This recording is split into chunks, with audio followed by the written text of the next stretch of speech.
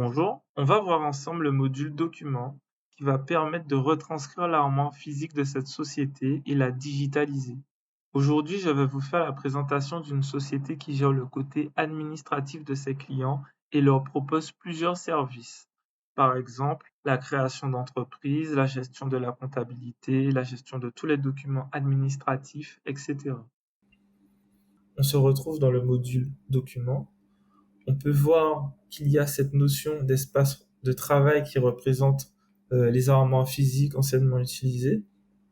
Dans ces armoires, il y a plusieurs documents et dans les documents, il y a aussi cette notion d'étiquette qui va permettre d'identifier plus facilement les documents et qui vont aussi permettre d'affiner notre recherche quand on voudra rechercher ce document. Par défaut, quand on se retrouve dans le module document, nous sommes dans la vue Kanban. On peut aussi changer pour la vue liste qui va permettre d'avoir plus d'informations sur les documents de l'espace de travail. Donc on peut voir qu'il y a un bouton charger qui va permettre de mettre les documents sur Odoo, ou alors on peut aussi glisser et déposer directement les documents dans l'interface. Ça peut être un ou plusieurs documents bien sûr. On a un bouton créer une feuille de calcul qui va permettre d'intégrer un tableur de type Excel dans Odoo.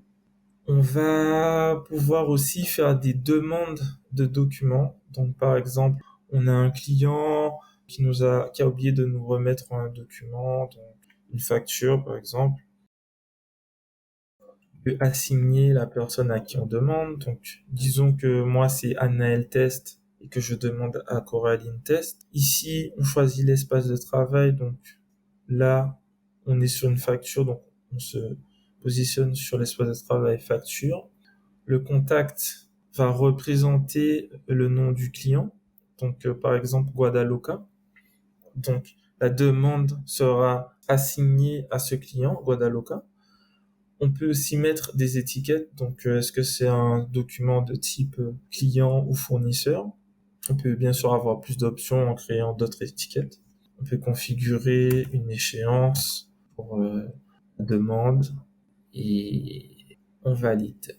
Donc ici, on a notre demande de document. Maintenant, une fois que la demande est faite, Annelle de son côté sur Odoo, elle verra la demande de document et elle pourra directement cliquer sur cette demande et choisir la facture concernée. Donc admettons que ça soit cette facture-là, par exemple. La demande se transforme directement en le document et disparaît. On peut ajouter un lien aussi. Donc, admettons qu'on aille sur des sites régulièrement comme Google, comme des liens mail, des vidéos YouTube pour écouter des chansons. Et on peut créer un lien vers ces différentes instances.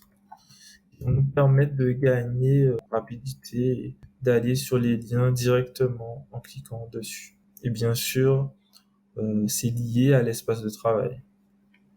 Donc ici, on a un bouton partager, mais avant de parler du partage de fichiers et d'espace de travail, on va rentrer plus en détail dans les caractéristiques du fichier.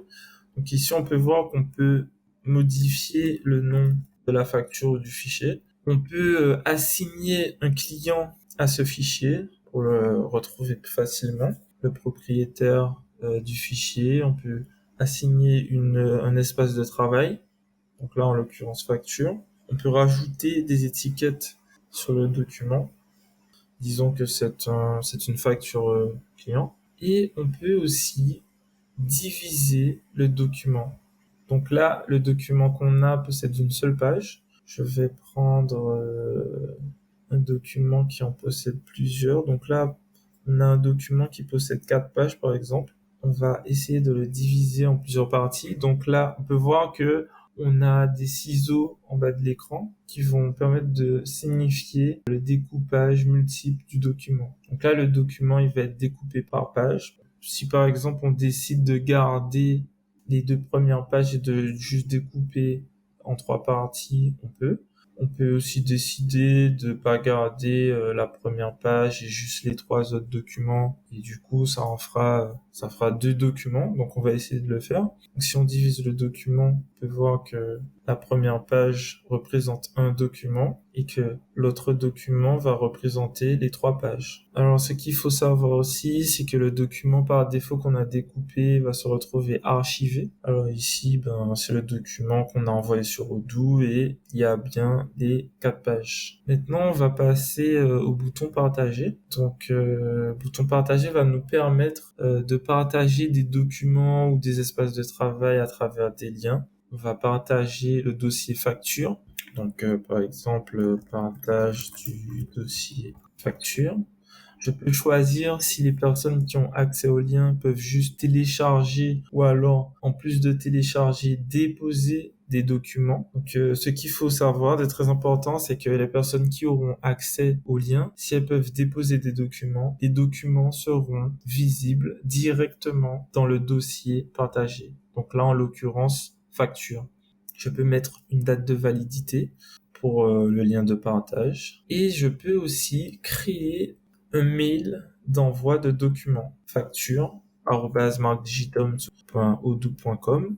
Les clients qui auront accès à cette adresse mail pourront directement envoyer leurs documents à cette adresse. Là, en l'occurrence, c'est une adresse pour envoyer des factures. Donc, les clients qui vont envoyer des documents, enfin des factures sur cette adresse mail, les factures vont être directement visibles dans le dossier facture. Donc ici, on peut définir le propriétaire du document. Donc, disons que je m'appelle Anaël. On peut aussi définir le client, donc dans Contact, ce qui va, en fait, à chaque fois que le client qui aura ce lien va déposer un fichier, on saura que c'est Guadaloca, par exemple. Donc, tous les fichiers qui vont être déposés sur ce lien vont être assignés à Guadaloca. Ici, on va créer notre lien. Donc maintenant, le lien est créé.